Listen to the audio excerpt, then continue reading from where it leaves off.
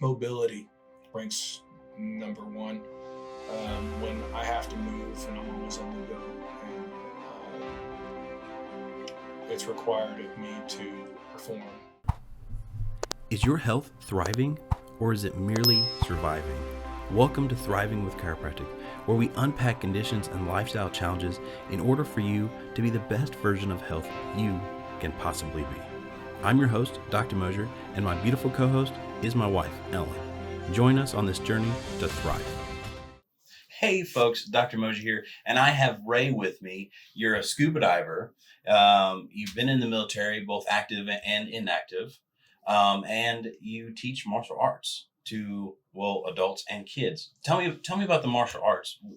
What got you into that? I was a martial artist for several years as a kid, and I had to break away from that when I moved schools and moved locations, so I couldn't travel to what I was doing or where I was going in martial arts. And then in my adult life, after I got back from war, I trained for a few years, and then Eden, she gets in Taekwondo, and she's wanting support. Mm-hmm. And I'm like, all right, well, I don't want to do this. I have no interest in this at all. And he's like, come on, it'll help me. And next thing I know, I'm in martial arts helping her with the support. And I realized that, I needed martial arts in my life again. And I'm having so much fun. And it's a family, and a community, and something that was absent in my life that makes my life more fulfilling. Nice. Well, we've been working together for the past 2 or 3 months, and I would consider you, a pretty tough guy, and you are. But when we talk about the martial arts and you teaching kids, I see a whole nother side of you. I see passion for these kids. Why are you so passionate for these kids to learn martial arts? Well, when it comes down to it, my childhood wasn't great. And I remember the things that the traumatic experiences and things like that from my childhood. And I don't want other kids to go through that. I want to give them opportunities. I didn't have the kind of opportunities that I really craved as a child. I finally was able to get into martial arts as a child, which was great, but it took so long for me to do that when I wanted to for years. And just be that person and make opportunities for these little kids, help them grow. It's a very fulfilling thing and very positive thing. Be that factor that in their lives that just makes them understand that, or helps them understand life and overcoming obstacles, and be part of that support system. Wow. Well, and that's something I didn't even know, and we've been friends for a couple months now. Often they say hurt people hurt people. They just repeat the cycle, right? And you are completely the opposite. You have taken your previous pain and you are pouring into really dozens of kids. I've seen some videos of yours. You did this massive event. You even got your guitar out, and you were the music for the kids. Explain more of what that event was, what that was for. Well, it set in motion a process, and it was a process for growth. When you put on a performance like that with, just about anybody, there's going to be mistakes, and there's going to be memories being created, and there's going to be successes, right? And we celebrate our successes, but we also look at our weak points, and then we address those to make, to build ourselves up to be more well-rounded. And so that's what that was. I really feel like God blessed us, helped it all come together. I believe that he was the driving force behind it all, and he had his reasons, and all of his reasons, they're not so clear to me. But Yes. but when I think about the magnitude of just that part I played in the adults and the children's lives, I think about, they're always going to remember that. Mm-hmm. And they're going to look back and they're going to be, oh, the demonstration. I worked so hard, Mm-hmm. but it worked. It worked out, and it came together, and I remember that. And a lot of these adults, even, granted, we only had 2 black belts Mm-hmm. that were really, well, Master Haynes was part of it, but me as a Chodon at that time, and Eden as a Chodon, Mm-hmm. and she was just directing it. Everyone else were collared belts. And Mm-hmm. so they're not masters in the martial arts. Mm-hmm. And a lot of them had these preconceived notions that they couldn't do what I was asking of them. And to see that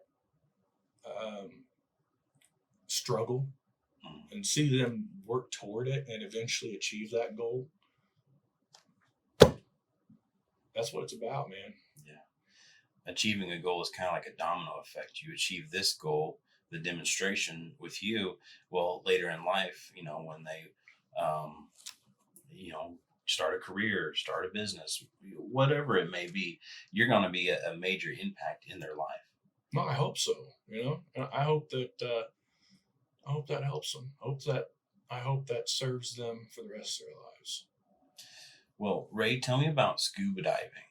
That is so interesting. How did you get into that? Well, started from the martial arts. Okay, so Master Haynes is a jack of all trades and a master of several. Nice. He's a dive master too, but I think he's going for his staff instructor rating, his certification right now. But anyway, he was my scuba instructor, and he was my Taekwondo instructor, or still is, I should say. And he's like, you should do this. I think you'd like it. And I'm like, okay, let's do it. And sure enough, I enjoy it. It's so much fun. It's tranquil being in the aquatic world and observing the life and the goings on and under the water, and under the surface, I should say. Mm-hmm. And I've seen so many cool things. I've done so many cool things. Night diving is especially that is really cool. I did a night dive that was a drift dive in Pompano, Florida. Anyway, yeah, it was dark, and the ship kind of surged forward into a stop, like abrupt stop. Mm-hmm. And we're holding on to the handrails, and there's 3 of us, 3 teams, and 4 divers per team. And it's dark, of course, and we've got our chem lights and stuff, and they're like, go, go, go, and just one by one, just plopping into the water. We link up with our team, and we descend about 40, 60 feet. Average is the depth that we maintained. And we had our flashlights on, and I remember we saw all kinds of really cool stuff. The usual lobsters and groupers and nice, cool reef fish. And then we came up to do our safety stop, and we were literally displacing little squid. School of baby squid. No water, it's just squid. Mm. And so it was really cool. Wow. It was really slippery and weird, but it was cool. Nice. Anyway, so we came up and just waited for the boat to pick us up. So it's pretty righteous. Nice. So it's brought those kind of opportunities to me, and I kind of just reach for them. Awesome. You're a go-getter. Well, the other thing in your life is the military. You served in the Air Force. Why did you decide to go into the Air Force? And you served overseas, which thank you for your service. And obviously, there's probably only so much you can tell us. But what was that like? So, to answer your first question, the Air Force was a mismatch. I don't like being stuck in I was a signals analyst, right? I don't like being stuck in a building with no windows and you have to badge in twice, badge out, no cell phone for long hours. Nah, that's not me. I like being more outdoors. Anyway, so yeah, it was a mismatch. Then I found that the Army infantry was a lot better as far as what I wanted to do. You know, when the war was still, it was still going pretty strong, and I felt a necessary. I don't know what, just I just really needed to go. You know, do my part for my country. I saw a lot of people, a lot of families, being in church, and gold star families, and things like that that would talk and their kids sacrificed, gave it all, and so I honor them and I feel for them, and I want to do my part too. And fortunately, God saw fit that I would survive. And so I'm very blessed. And that was a taxing venture for me for sure. Absolutely. I bet it was. I got one last question for you, Ray. How has chiropractic helped you be able to do all the things that you do? Well, mobility ranks number one. When I have to move and I'm always on the go, and it's required of me to perform, I need to be mobile, and I need to have the range of motion and flexibility. I need to be comfortable doing the things I'm doing, and I feel like it does that. That fluidity of motion goes a long way, and I'd say the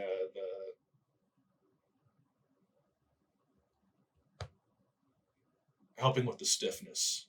You know, that stiffness, having that rigid spine, and not being able to turn so well. We practice on a tile floor in Taekwondo and then a mat in Jiu-Jitsu, right? The tile floor it's punishing, especially when you're doing jump kicks and things like that. And it's hard on me, and it stresses my back and my shoulder and my knee and all that. And you've adjusted my knee once before. You've adjusted my shoulder every time, and just about, and my back, and it makes a huge difference. Awesome. It completely complements my lifestyle, and yeah. Awesome. Well, thank you for that, and thank you for doing this episode with me. I do have a question. Do you care to show us some self-defense? We'll go downstairs and do some self-defense exercises. I don't mind at all. That would be really cool. I mean, that's what I do. Awesome. Well, join us downstairs. So, Ray, what do you got for us? Okay, I have the defense against the push. There's a few ways of going about it, and then there's receiving a push, being pushed down, and how to recover and get back up, make it less painful and traumatic to your body. So that's what we're going to talk about. That's what we're going to do. Okay, so I'm going to push you. Mm-hmm. Okay, so that's the Taekwondo style. So we step back in a long stance, and we bring our hands open, and so that stops the the force. So the force is coming this way. It kind of spreads that force out and away from us. Okay, so we're deflecting the force. All right, so the next push is more of like kind of a subtle kind of thing. So you push one side, and then just let them, right? So you just let them, and now you're inside. So if you push again, you're in a really good position here. Okay. So again, from this side, so you're right here, and these are his weapons right here. Basically, if you're in this area, it makes his weapons a little more, less of a problem. Less of a. Doesn't mean that they can't hit you or anything like that, but it kind of takes a lot of that out of the equation. Nice. So the next one is being pushed down. What we're going to do is a break fall. And generally, when we think about a break fall, we're breaking the fall, right? So that means we are transmitting the impact energy away from our core into our extremities the best we can. And what that'll do is that will mitigate the damage. We might still get damaged, I'm not gonna lie, but that'll mitigate a lot of it, and hopefully we can recover. And so we're gonna do that. So go ahead. And then I slap the mat, right? Slap the floor, and that generates the impact energy away from my core. Now what I'm going to do is I'm going to stand up. So you're coming toward me, and that's the stand up and base. Now when I'm down here, do my break fall. He's coming at me. You'll notice that my hands are up, or well, my arm is up. My arm is up to deflect any kind of punch or try to. So you go ahead and like punch me, grab me, or whatever. All right. I have this to help defend me, okay? Mm-hmm. And then I have this hand right here is acting as kind of like a brace for me. And I'm going to swing this leg underneath and behind me. So go ahead and stand up. And so that's the self-defense stuff I was going to show you today. Awesome. Well, thank you so much. Thank you for joining us. Thank you guys for tuning in, and I'll see you guys next time on Thriving with Chiropractic. Thank you for joining. We truly hope Thriving with Chiropractic is making a positive impact on your health and wellness. Please comment and share this episode. We would love to hear from you. And as always, remember, your story matters.